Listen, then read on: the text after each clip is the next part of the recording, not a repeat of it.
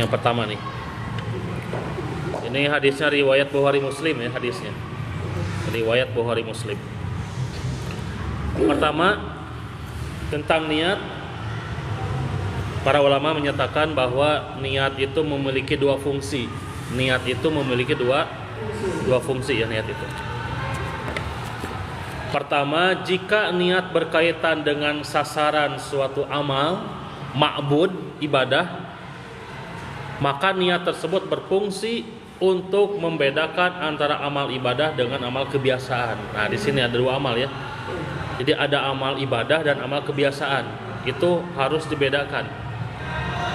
Inilah fungsi niat, antara apakah perbuatan kita itu karena ibadah atau karena kebiasaan atau karena malu, begitu kan? Ah, malu kalau tidak sholat Jumatan deh. Oke, kumaha cek jalma-jalma teh gitu kan? Malu ah. Ya, dia yang masih Islam enggak gitu kan? Kemudian dia pergi Jumatan. Kalau niatnya karena malu, takut disebut orang kafir misalkan, dia melaksanakan Jumat, maka tidak ada amal-amalan, tidak ada pahala. Tapi kalau niatnya karena ibadah kepada Allah, maka perbuatannya itu akan mendapatkan pahala. Ini yang pertama. Jadi tergantung terhadap niatnya. Itu yang pertama ya, tentang niat. Dua, jika niat berkaitan dengan amal itu sendiri, dengan ibadah, maka niat tersebut berfungsi untuk membedakan antara satu amal ibadah dengan amal ibadah yang lain. Contoh, perhatikan nih. Ketika kita saum hari Senin, di hari Senin itu tanggal 13, hari Senin, bulan Syawal, ditambah kita punya utang puasa. Boleh tidak? Hari Senin kita niatnya 4. Hari Senin kita niatnya puasa Senin. Puasa Syawal. Ngodoan. Tanggal misalkan tanggal 13 ya, misalkan. Yaumul Bid ya. Boleh tidak? Tidak boleh. Maka niat ini berfungsi untuk membedakan ibadah-ibadah yang mana, begitu. Paham ya? Maka satu niat, meskipun amalannya sama, maka niatnya wajib satu. Ah, saya mah niat Syawal aja misalkan. Boleh tidak? Ya boleh. Ah, saya mah masih punya utang, mau utang we dulu. Nah gitu. Jadi boleh mendahulukan qada, boleh juga mendahulukan Syawal. Tidak ada ketentuannya, bebas. Hanya tergantung niat. Kalau begini boleh tidak? Misalkan kita sudah saum hari bulan Syawal. Dari awal kita niat udah Syawal sampai maghrib, udah maghrib teh diubah niatnya. Ah ya Allah, saum yang tadi saya niatkan buat ngodoan we aja, boleh tidak? Tidak, karena waktunya sudah habis. Paham ya? Contoh yang lain. Misalkan kita sholat qobla zuhur itu kan qobla subuh itu kan pahalanya besar ya. Gitu. Lebih besar daripada bumi dan seisinya ya. Kemudian kita niatkan 2 rakaat ini saya niatkan salat qobla subuh dengan salat subuh. Boleh tidak? Tidak boleh ya. Nah, itu tidak boleh. Hal seperti itu dilarang dalam agama. Jadi yang kedua, fungsi niat untuk membedakan ibadah-ibadah tertentu ya. Kalau yang pertama, niat itu berfungsi untuk membedakan mana ibadah, mana adat, kebiasaan. Itu yang pertama. Untuk membedakan mana ibadah, mana kebiasaan. Yang kedua, niat berfungsi untuk menjelaskan, menetapkan ibadah yang kita lakukan, gitu ya. Ibadah yang mana nih?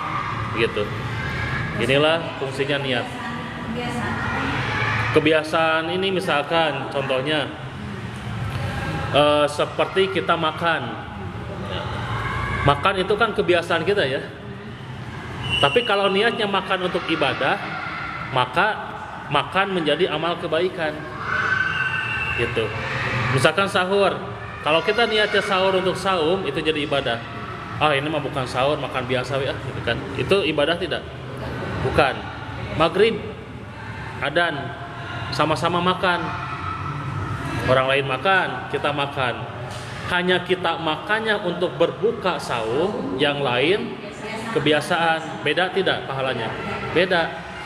Meskipun makannya sama, waktunya sama begitu, ya. Minum juga sama seperti minum. Ya, niatkan untuk ibadah pakai bismillah itu bahkan menjadi ibadah begitu. Ya, begitu ya. Itu yang pertama. Jadi pentingnya niat. Jadi ada niat untuk membedakan mana ibadah, mana kebiasaan atau adat. Yang kedua, niat berfungsi untuk membedakan ibadah-ibadah yang pokok. Apakah kalau saum niatnya mau saum qadha atau saum Senin Kamis atau saum Syawal atau saum Ayyamul Bid begitu. Itu harus dibedakan niatnya, begitu. Nah, ini yang pertama, bab tentang niat ya. Kemudian selanjutnya para ulama menjelaskan tentang bahwa niat sebagai syarat sahnya ibadah. Gitu. Ya, jadi syarat sahnya ibadah. Jadi niat adalah syarat sahnya ibadah. Jadi tidak boleh ibadah tanpa niat. Pertama, harus ada niat sebagai sahnya. Kalau tidak ada niat maka tidak sah. Kenapa kamu sholat? Ini mah gak ada niat. Pengen beda lagi ya.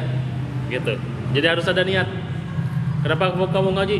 Ini mah tamat bosan we jadi imah. Nah, aja beda ya. Beda ya. Begitu. Jadi beda antara orang yang ikut ngaji itu ini mah pengen rame-rame, pengen ngumpul sama ibu-ibu. Udah lama nggak ketemu. Itu niatnya pengen kumpul-kumpul, berbeda dengan orang yang niatnya pengen ngaji, pengen thalabul ilmi, pengen menambah ilmu. Itu beda tidak niatnya? Beda tidak pahalanya? Beda ya, begitu. Inilah pentingnya niat. Termasuk orang yang bekerja, Bu, awas hati-hati. Bekerja di pabrik ya, di bekerja online. Kalau niatnya hanya untuk mencari keduniaan, itu tidak ada pahalanya, gitu ya. Tapi kalau orang berniat saya bekerja, niat karena Allah, menjalankan untuk mencari nafkah, maka bekerjaannya akan menjadi ibadah. Begitu. Jadi seluruh pekerjaan kata Nabi tergantung pada niatnya. Makanya sangat disayangkan bagi para pekerja dari pagi pulang sore, niatnya hanya untuk gajian tiap bulan, ya, itu rugi. Hanya sebatas mendapatkan gaji per bulan. Makanya kata Nabi tadi dijelaskan, orang yang berhijrah bekerja misalkan tergantung dari niatnya, begitu. Makanya disinilah perbaharui niat. Seluruh aktivitas kita niatkan karena Allah, begitu, agar tidak sia-sia. Ya, paham ya? Kemudian yang selanjutnya tentang tadi niat sebagai syarat sahnya ibadah. Kedua, niat sebagai syarat diterimanya ibadah, begitu. Dengan istilah lain, ikhlas, begitu. Jadi niat itu harus memicu dan melahirkan ikhlas karena Allah, begitu.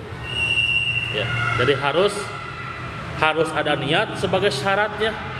Kedua, harus ikhlas, bukan terpaksa. Beda antara dipaksakan dan terpaksa, itu berbeda. Bu, kenapa ngaji? Saya terpaksa ngaji. Wah, beda lagi ya. Saya terpaksa ngaji karena begini. Daripada begitu mendingan begini. Nah, itu berbeda. Jadi harus benar-benar ikhlas, bukan terpaksa, tapi harus dipaksakan. Kemudian sekarang selanjutnya para penyarah dari kitab Arba'in ini menjelaskan tentang makna hijrah. Ya, makna hijrah. Tadi bab niat sudah ya. Kalau ada yang belum dimengerti boleh ditanyakan. Intinya semua harus karena Allah, meskipun kita bekerja pegawai ya. Meskipun lagi apapun, pokoknya niatnya karena Allah. Kedua, tentang hijrah. Hijrah itu maknanya adalah meninggalkan sesuatu demi Allah dan Rasulullah.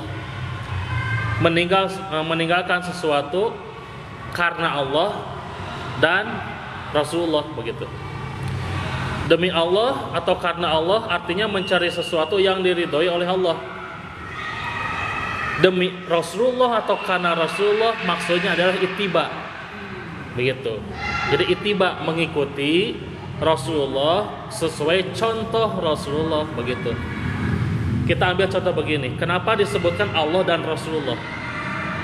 Misalkan kita hijrah yang tadinya kita belum pernah dan tidak pernah sholat berjamaah, kemudian kita ke masjid sholat berjamaah, berarti itu hijrah karena Allah kan?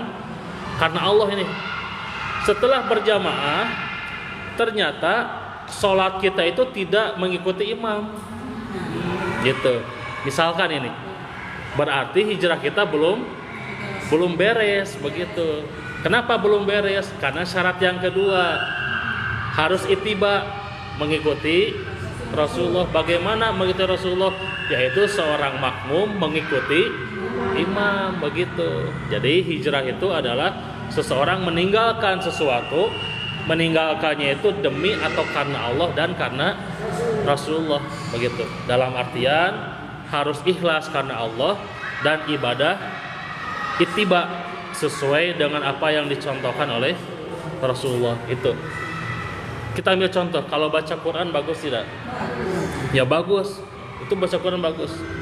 Tapi kalau baca Quran sampai joget-joget sampai pakai musik bagaimana? Nah itu tidak itibanya, begitu ya. Itu tidak itibanya, gitu. Jadi harus dua, harus karena Allah dan itiba karena Rasulullah. Nah inilah makna dari hijrah namanya, meninggalkan sesuatu itu harus karena Allah dan karena Rasulullah dalam artian ittiba. Kemudian bentuk-bentuk hijrah. Bentuk-bentuk hijrah ini ada 3 ya. Pertama yang disebut dengan hijrah itu adalah meninggalkan negeri syirik menuju negeri tauhid. Yang disebut dengan hijrah makaniyah. Hijrah tempat. Yang tadinya di Mekah hijrah ke Madinah. Setelah Mekah ditaklukkan, kata Rasulullah, la hijrata ba'da fathim Makhi. Tidak ada hijrah setelah futuh Mekah. Artinya hijrah tempat sudah tidak ada lagi sekarang. Tapi seandainya, ini bahasa seandainya di tempat sini subur kemusyrikan sudah subur ya, sampai kita tidak bisa berbuat apapun dan kita diancam harus berbuat kemusyrikan. Nah, maka itu ada hijrah pindah ke Bandung. Misalkan ya di Cimahi ada itu. Ya itu misalkan. Nah, seperti itu. Tapi kata Rasulullah SAW itu tidak ada hijrah tempat, yang ada adalah jihad nantinya ya. Yang ada jihad.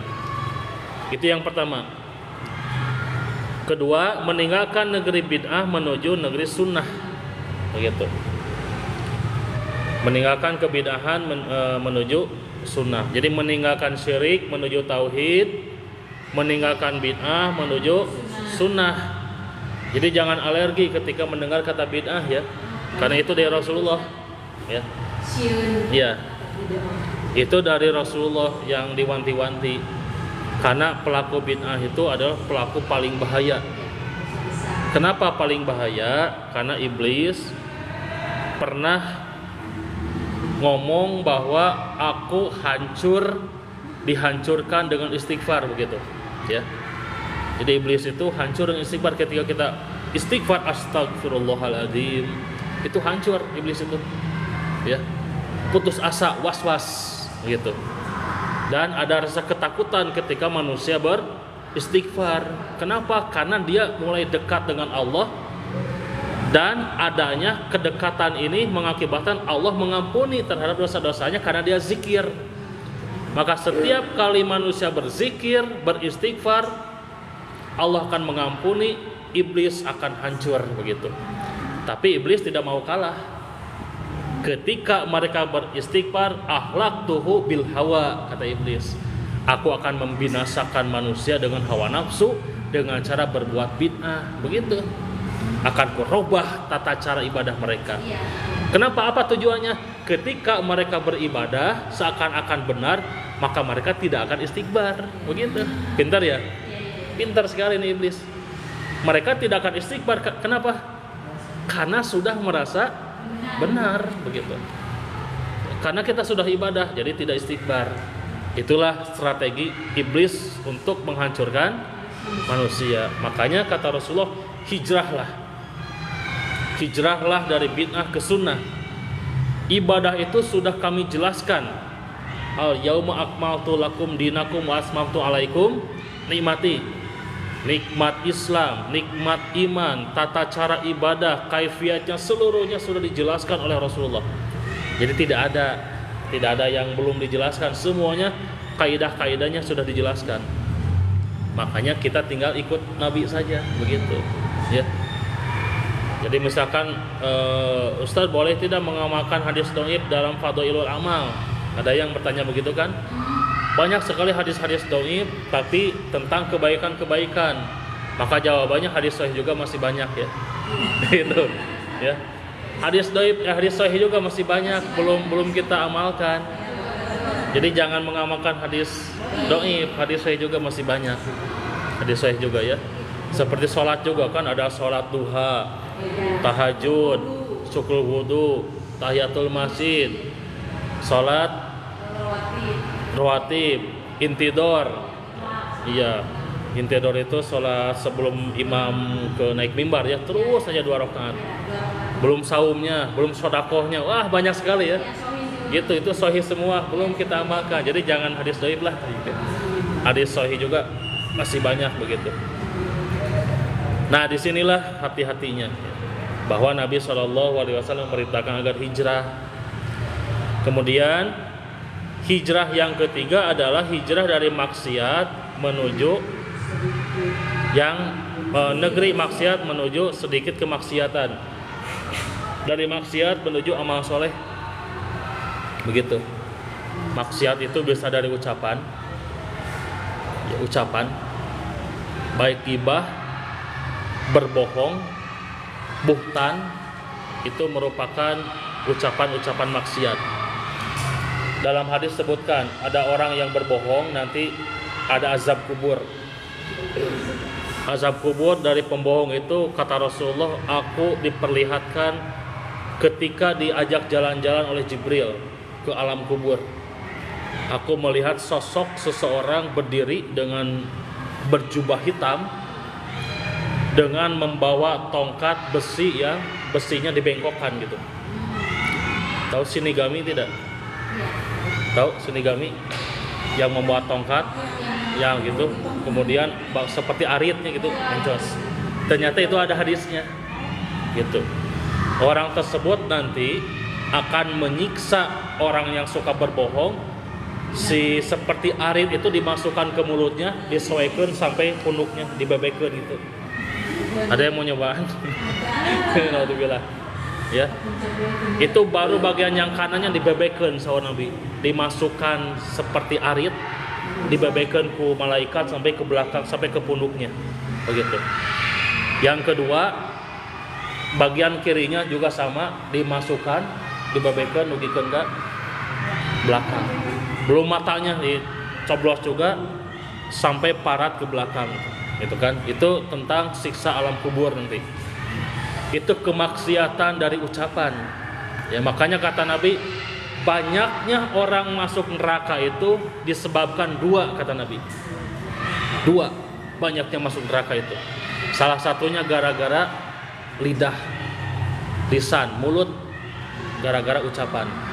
Maka kemaksiatan berupa ucapan, awas, hati-hati. Maka kata Nabi, ifad lisanaka, jagalah ucapanmu. Sebaik-baik orang itu menjaga ucapan, begitu. Ngeri ya baca hadis itu. Ini bahayanya. Belum lagi kemaksiatan berupa perbuatan. Ya, yang disebut dengan wailul likulli humazatil humazah. Lumazah dan humazah itu kemaksiatan berupa ucapan dan kemaksiatan berupa perbuatan, begitu. Maka kata Nabi, hijrah, harus hijrah. Ya. Hijrah kepada amal soleh, jaga ucapan, jaga perbuatan. Bahkan makna hijrah di sini maksudnya adalah selanjutnya Makna hijrah yang keempat, kalau di sini ada 3 ya, saya tambahkan. Hijrah yang keempat maknanya adalah hijrah malas kepada rajin, begitu. Ini catatan tambahan ya. Ini syarah dari para ulama. Yang keempat, hijrah malas kepada rajin. Yang paling bahaya itu kemalasan ya. Itu yang paling bahaya. Kira-kira kita sanggup tidak misalkan sholat duha 2 rakaat setiap hari? Jangankan 2 rakaat ya, 8 rakaat pun sebetulnya sanggup ya. Jangankan 8 rakaat, kalau ada yang lebih sahih 20 rakaat itu pun sanggup sebetulnya, karena tidak terlalu sibuk. Tapi masalahnya bukan 8 rakaat, 20 rakaat, 2 rakaat, bukan itu masalahnya. Masalahnya adalah malasnya, begitu. Sanggup tidak baca Quran sehari 5 menit saja? 5 menit saja, sanggup tidak? Dia sanggup. Tapi kenapa tidak dibaca? Masalahnya bukan sanggup tidaknya, tapi kemalasannya, begitu. Jadi malas, dengan malas mah perkara yang kecil juga tidak akan dikerjakan. Itu karena malas. Kemudian di sini Nabi juga menjelaskan, para ulama menjelaskan terkait makna hijrah yang keempat, yaitu harus hijrah. Ya, harus hijrah dari malas kepada rajin. Kemudian yang berapa? Kelima ya. Yang kelimanya adalah makna hijrah itu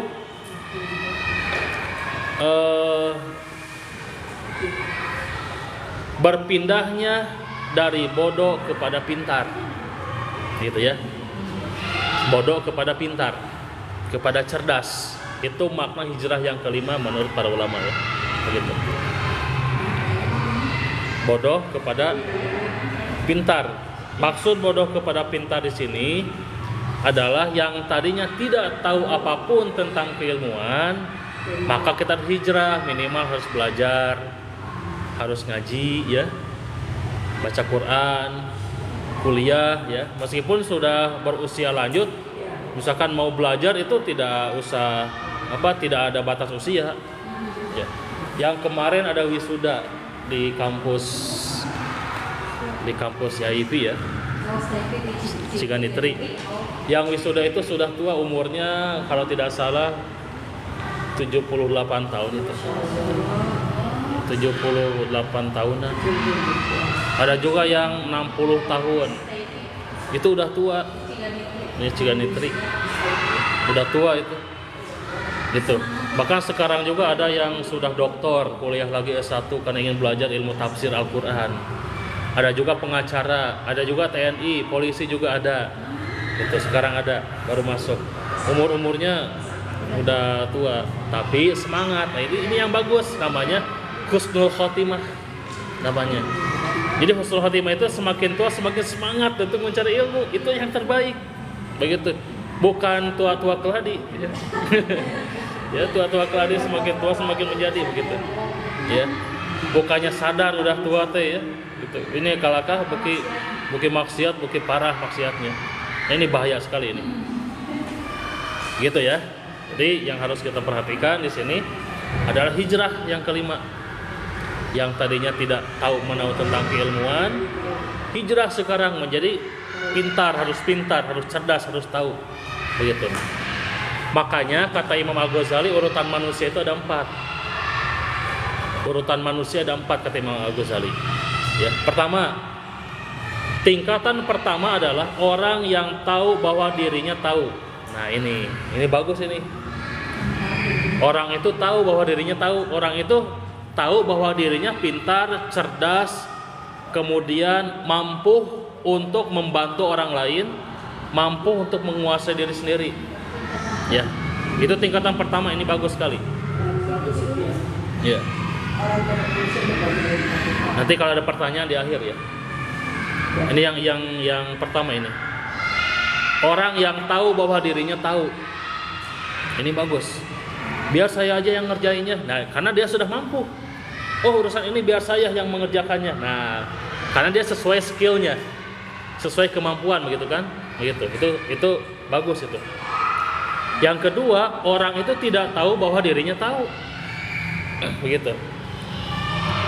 Dia itu bisa, dia itu pintar, tapi minder, gitu.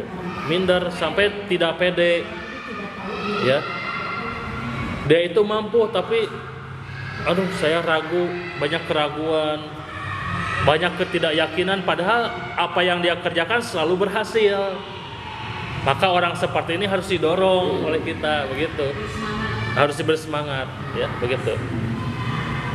Kalau ibu-ibu di sini mah nomor 1 ya. Ya. Ya. Jadi ini nomor 2. Nomor 2 itu adalah golongan nomor 2 kata Imam Al-Ghazali, dia tidak tahu bahwa dirinya tahu, begitu. Golongan yang ketiga sekarang, ini tingkatan ketiga. Tingkatan yang ketiga kata Imam Al-Ghazali adalah orang yang tahu bahwa dirinya tidak tahu. Nah, ini juga bagus. Aku sadar bahwa aku tidak tahu, makanya mau belajar, begitu. Bukan tidak tahu sok tahu. Makanya begini Bu, kata Nabi begini. Kata Imam Ali. Kata Ali bin Abi Thalib begini. Kalau orang-orang bodoh diam, maka akan selamatlah dunia ini. Hukum akan tertata dengan rapi dan bisa dijalankan dengan sempurna. Begitu. Kalau orang bodoh diam, begitu. Pada maksudnya adalah kata Imam Al-Ghazali, orang yang paham mengerti bahwa dirinya tidak tahu, maka lebih baik diam, menunggu perintah, begitu. Yang paling bahaya kata Imam Ali adalah orang yang tidak tahu, orang yang bodoh ikut bicara, ikut ngatur. Nah, ini bahaya ini. Sotoy ini ya. Kata Rasulullah Shallallahu Alaihi Wasallam disebut dengan ruwaibidoh namanya. Orang yang tidak tahu menau, tidak tahu apapun harus mengurus kenegaraan, begitu. Nah ini gitu mata hancur. Nah gitu ya, ya. Mata hancur, begitu. Kata Imam Ali seperti itulah kehancurannya ketika orang bodoh ikut mengatur. Maka ketika Imam Al-Ghazali menyatakan nomor 3 nih, orang bodoh, orang yang tidak tahu menau, diamlah dan mintalah fatwa dan belajarlah, begitu. Bukan ikut ngatur, tapi ikut belajar. Nanti kalau sudah tahu baru gitu ikut ngatur, begitu. Untuk memberi masukan, sharing dan sebagainya. Gitu. Makanya kalau tidak tahu diam, begitu. Ini nomor berapa? Tingkatan 3. Tingkatan 4 ini paling parah. Orang yang tidak tahu bahwa dirinya tidak tahu, ya begitu. Ini paling parah ini, ya. Ini parah sekali ini. Dia tidak tahu bahwa dirinya tidak tahu, oh ini kan. Dia tidak sadar bahwa dirinya itu bodoh, itu kan. Tapi sok tahu, sok tehe, sok toy, gitu kan. Sok tehe, gitu kan. Akhirnya hancur, gitu. Seperti diurus kenegaraan ini oleh orang yang ruwaibidoh, yang bodoh, juhala. Bahkan kata Nabi, hancurnya negara ini adalah dipimpin oleh pemimpin yang bersifat kekanak-kanakan. Masih kena budak, gitu kan, hayang ngatur, hancur. Jika ayeuna, pokoknya mah hadis-hadis geus sesuai lah zaman ayeuna namanya, gitu kan. Aduh, geus banget pisan di hadis. Ya nggak mungkin Nabi bersabda demikian kan, kalau tidak akan terjadi, begitu. Setelah dipreteli hadis-hadisnya, oh nya kena pisannya. Dimulai dari pemimpin ruwaibidoh, ya. Dimulai dari kepemimpinan yang zolim, dimulai dengan sogok menyogokkan subur, kepemimpinan yang kekanak-kanakan, bahkan luka ubnu luka, bodoh bin beleguk itu muncul. Iya, luka bin luka. Sampai Nabi mengucapkan tidak ada orang yang paling bahagia kecuali orang yang paling bodoh. Itulah mereka akan bahagia nanti. Maksudnya banyak harta. Ya, cocok ya. Gitulah. Di hadis-hadis mah sudah jelas, ya. Begitu. Nah, inilah yang harus kita pahami, bahwa awas hati-hati. Poin yang keempat itu sangat bahaya sekali ya. Poin keempat, yaitu seseorang tidak tahu bahwa dirinya tidak tahu. Ini bahaya sekali. Kalau nomor 3 itu Masih masih mendingan. Dia sadar bahwa dirinya bodoh, bahwa dirinya tidak tahu menahu tentang agama, makanya dia bertanya, dia belajar, begitu. Mau belajar, dari tingkatan belajar nanti meningkat, mendapatkan ilmu sampai dia tahu, begitu. Setelah tahu barulah dia memberikan pendapatnya, sharingnya dan yang lainnya, begitu. Jadi ada tahapan, begitu. Nah itulah diantara makna hijrah. Itu yang keberapa? Ya, yang kelima ya. Kelima. Jadi lima ada 5 ya. Ya, ada 5 dari makna hijrah ya. Itu diantaranya makna hijrah. Jadi lakukanlah hijrah setiap saat. Jadi hijrah itu bukan satu kali, tapi setiap saat, setiap detik bahkan itu harus melakukan hijrah, dalam artian hijrah untuk menuntut ilmu gitu ya, gitu. Nah itu pembahasan hadis pertama dari kitab Arba'in Imam An-Nawawi ya. Hadis yang pertama tuh. Ya, ada pertanyaan atau mau tambah lagi hadis? yang tadi Pak Ustaz. Ya, pertanyaan aja ya, ada 10 menit aja. Klarifikasi. Ya. Saya masih bingung yang dikatakan bahwa air susu juga bisa dikatakan ikhlas karena keluarnya dari tempat yang kotor, Ya. gitu kan? Iya. Itu istilah bahasa aja berarti kan? Iya, itu ikhlas secara bahasa. Bahasa aja ya. Jadi ikhlas itu ibarat air susu yang awalnya kotor, di sela-sela darah, sela-sela kotoran keluarlah air yang bersih berupa air susu. Maka air susu itu ibaratnya ikhlas. Di sela-sela kita punya kesibukan niat-niat yang lain, kita ikhlaskan ibadah ini karena Allah, maka itulah yang disebut dengan ikhlas. Murni itu kan. Ya, murni ikhlas itu. Tidak ada embel-embelan yang lainnya. Jadi ikhlas karena Allah. Embel-embelan yang lainnya bonus aja. Ya. Bonus tapi yang halal ya, gitu. Bonusnya yang halal. Ya, silakan kalau ada pertanyaan lagi. Ya. Saya mendengar dari salah satu yang Ya. wah kita itu ada yang begini Al-Marobi, tapi memang kepanjangan nggak apa Al-Marobi, terus tapi disebutkan malaikat Jibril, malaikat Mikail, tapi nggak ada istilah itu. Iftitah nggak ada seperti itu. Iftitah itu begini, pertama bisa dengan wajah tu wajhiya lilladzi fataras samawati wal ardi hanifan dan seterusnya. Itu yang panjang sekali itu. Ya, saya hanya 3 kali doa itu udah weh. Tidak pernah baca lagi ya, karena panjangnya, tapi cukup hafal aja. Kedua, doa iftitah itu dengan subhanakallahumma wa bihamdika wa tabarakasmuka wa ta'ala jadduka wa la ilaha ghairuka. Itu riwayat Imam Muslim ya. Bisa dengan itu. Ya. Yang ketiga, Allahumma ba'id baini wa baina khataaya kama ba'da maghribi wal maghrib dan seterusnya. Yang keempat, Allahu akbar kabira walhamdulillahi katsira. Ya. Enggak pakai ini wajah tuh enggak ada. Iya. Iya. Bisa itu juga. Kudusun Rabbul Malaikat Waruh. Itu mah doa witir, setelah witir ya. Setelah witir. 4. Ya, 4. Saya itu pas ada Al-Marobi, malaikat dan malaikat. Oh iya, disebutkan. Iya. Nanti saya cek lagi. Soalnya pernah baca itu di doa iftitah ada berapa macam. Nanti saya cek lagi ya. Iya. Soalnya banyak. Kalau dilihat dari beberapa riwayat, cuman belum dijelaskan apakah sahih atau dhaifnya. Ya. Dan ini pertanyaan terbagus dari Ibu ya. Saya pernah meneliti ada sekitar berapa 12 itu sebetulnya ya, doanya 12 macam. Tapi belum dicek karena tidak ada yang bertanya. Ya. Israil wa Jibril wa Mikail gitu kan.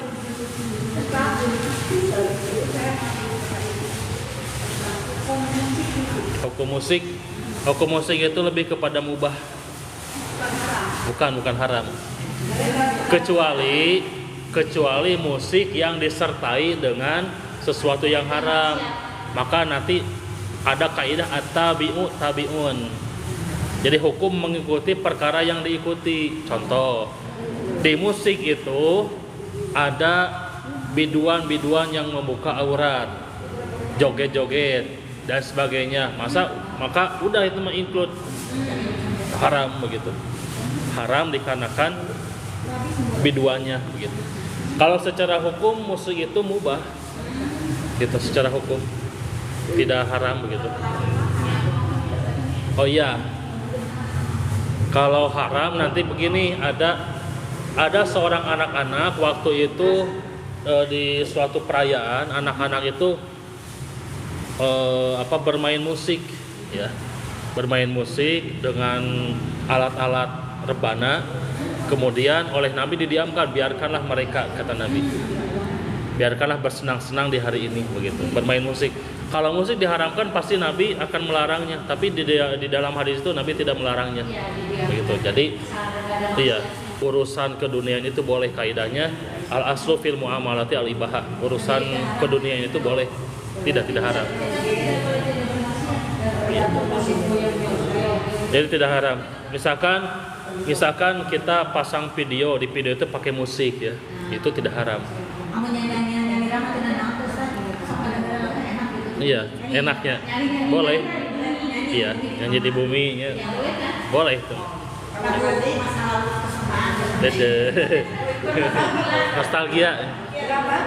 Tidak apa-apa itu urusan keduniaan. Itu diperbolehkan. Kalau kita ngikutin kayak karaoke gitu di sendiri gitu. Iya, boleh itu. Soalnya tidak ada dalil yang melarang. Jadi begini kaidahnya, Bu. Kalau urusan keduniaan, dalil yang dicari itu adalah dalil yang mengharamkan. Bukan dalil yang memerintahkan, bukan. Dicari dalil yang mengharamkan ada tidak. Kalau ada yang mengharamkan udah beres. Beres.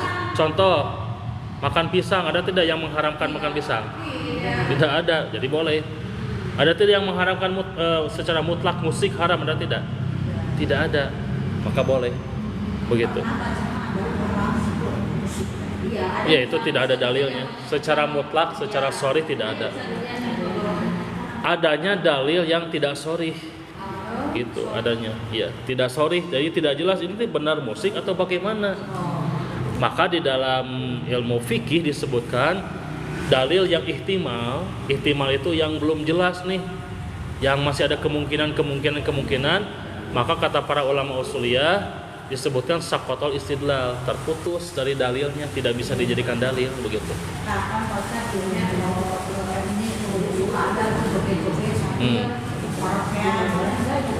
Asal jangan israf, berlebihan.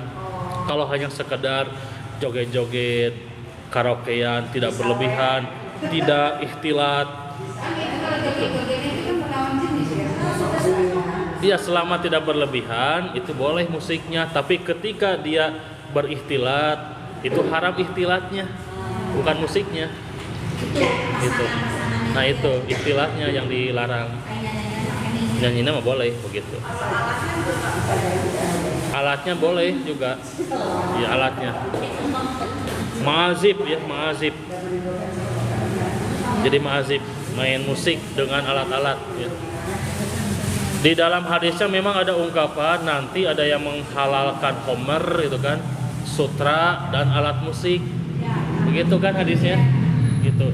Tapi hadis ini tidak sharih. Tidak sharih dan tidak jelas gitu. Jadi tidak ada dalil yang mengharamkan musik. Kalau homer makan jelas. Homer itu jelas ada yang mengharamkan. Nanti kata Nabi ada yang menghalalkan gitu. Terus perkara-perkara yang haram seperti judi itu kan jelas dalilnya haram. Nanti ada yang menghalalkan. Musik tidak ada dalilnya. Maksudnya musik nanti ada yang menghalalkan. Tata cara ibadah umat Islam akan persis seperti orang-orang kafir, di mana ibadahnya pakai musik begitu. Itu yang dilarang. Seperti di masjid main musik. rebanaan, nyanyi, joget-joget, sholawatan sambil joget-joget. Begitu, itulah yang dilarang. Begitu. Kalau musik secara biasa itu lebih kepada mubah. Tapi ketika musik sudah dijadikan bagian dari ibadah, itu yang dilarang. Gitu. Iya, itu yang dilarang itu. Itu yang dilarang. Begitu.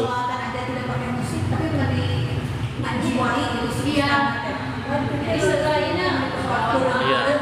Sholawatan juga, sholawatan yang mana begitu. Iya.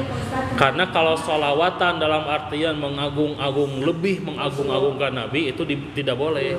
Kata Nabi kan begini, la tutruni kama tutru Isabna Maryama. Janganlah engkau berlebihan menyanjungku seperti berlebih-lebihnya orang Nasrani menyanjung Isa bin Maryam. Ketika engkau ingin mengucapkan nama kepadaku, ucapkanlah Muhammad Rasulullah, sudah cukup kata Nabi itu. Gitu dalam hadisnya. Iya. Jadi jangan terlalu berlebihan seperti tola'al badru alaina. Telah datang kepada kami bulan purnama. Jadi Nabi digambarkan bulan purnama. Nabi diibaratkan sesuatu seperti awan yang menaungi. Jadi itu sangat berlebihan. Kata Nabi jangan seperti itu. Dilarang. Iya, itu tidak boleh. Jadi jangan berlebihan seperti berlebihannya Nasrani kepada Nabi Isa begitu. Jadi pada dasarnya bersolawat itu wajib hukumnya. Wajib. Iya. Solawat itu wajib. Kita selalu bersolawat kepada Nabi itu wajib hukumnya. Tapi kalau solawatan diembel-embeli dengan berlebihan, apalagi dengan musik, itulah kebidahan yang tadi. Gitu. Solawat mah yang penting ada solawat dan salam. Sallallahu alaihi wasallam bisa. Sallu wasallim alaihi bisa. Terus Allahumma sholli ala Muhammad wa ala ali Muhammad. Itu bisa. Yang penting ada kalimat sholat dan salam. Nggak ditentukan. Kalau dalam sholat ditentukan satu kali. Ya. Ya. Bisa itu juga sholatullah, salamullah bisa. Tapi tidak usah dinyanyikan kan? Ya, nggak usah dinyanyikan juga, ya, biasa aja. Seperti saya sudah suka membiasakan setelah azan itu bersolawat. Ada hadisnya. Ada hadisnya. Gitu meskipun kurang populer ya. Gitu. Enggak. Dalam hati aja atau diucapkan secara ringan. Meskipun kurang populer kan hadisnya. Padahal hadisnya sahih. Saya suka membiasakan. Ustaz, tadi saya dengar Ustaz membaca sholawat ya setelah azan. Iya, karena ini hadisnya. Oh, saya baru tahu. Sok amalkan rame sekarang ya, gitu. Gitu. Nggak boleh. Jadi Allahumma sholli wasallim alaihi terus berdoa. Nggak ada. Gitu. Itu mah nama-nama. Jadi sholawat itu mah nama-nama yang diberikan oleh kita aja. Seperti sholawat Ibrahimiyah ya. Seperti itu. Nggak ada. Karya ya. Gimana? Oh, kalau saya gini, setelah adzan Allahumma sholli wa sallim alaihi, cukup itu aja. Kalau saya gitu. Itu diutamakan salawat. Kemudian salawat itu diperintahkan setelah menyebutkan nama Nabi Muhammad Sallallahu Alaihi Wasallam. Gitu ya. Gitu. Ya, itu juga diperintahkan. Salawat itu juga. Gitu. Nah, setelah berdoa baca salawat juga ada. Begitu. Memuji Allah juga ada, seperti membaca Asmaul Husna. Begitu. Itu sahih hadisnya. Amalkan aja, banyak hadis sahih juga ya. Gitu. Nah, jangan pakai musik. Jangan pakai musik ini, dan tidak boleh berteriak-teriak seperti suara himar. Begitu. Astagfirullahaladzim, sekarang. Lah, itu tidak boleh ya. Gitu. Gerakan tertentu ya. Ya, gerakan disengaja ya, begitu.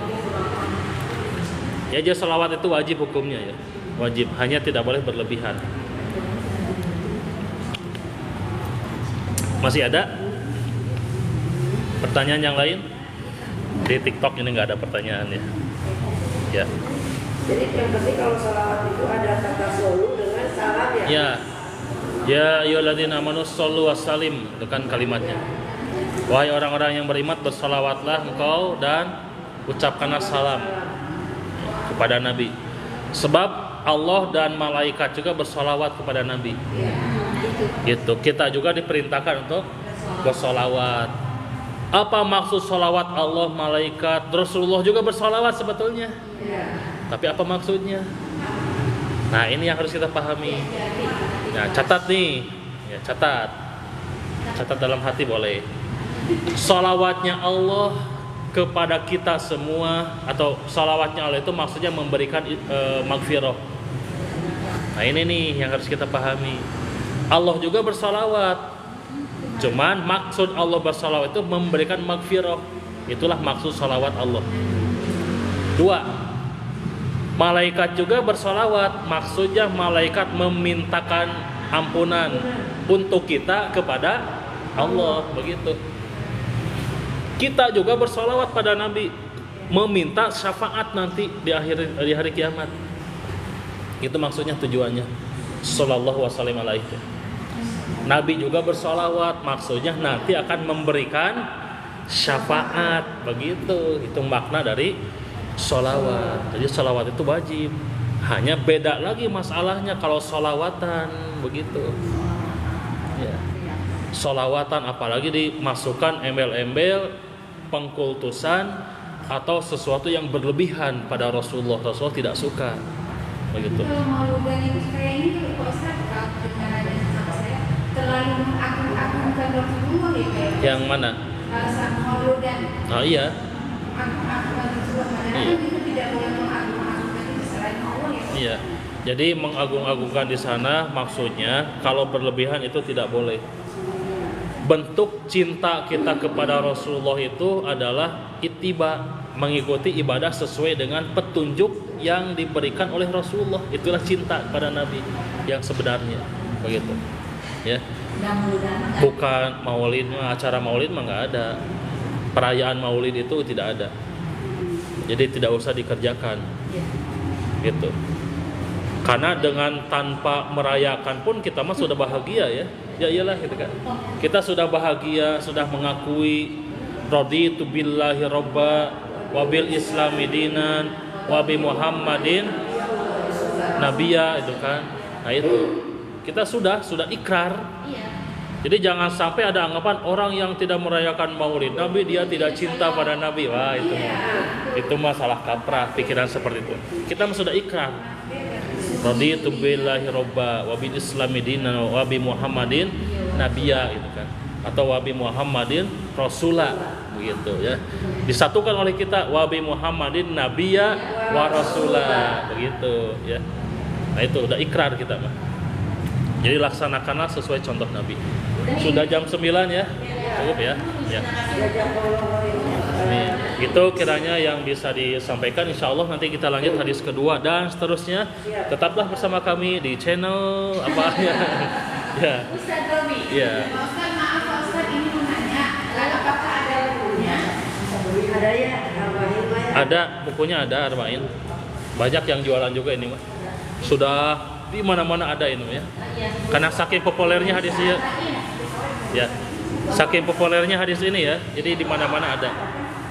Makanya wajib dipelajari ya. Ya. Kita tutup dulu dengan doa Rabbana atina fid dunya hasanah wa fil akhirati hasanah wa qina adzabannar. Wassalamualaikum warahmatullahi wabarakatuh.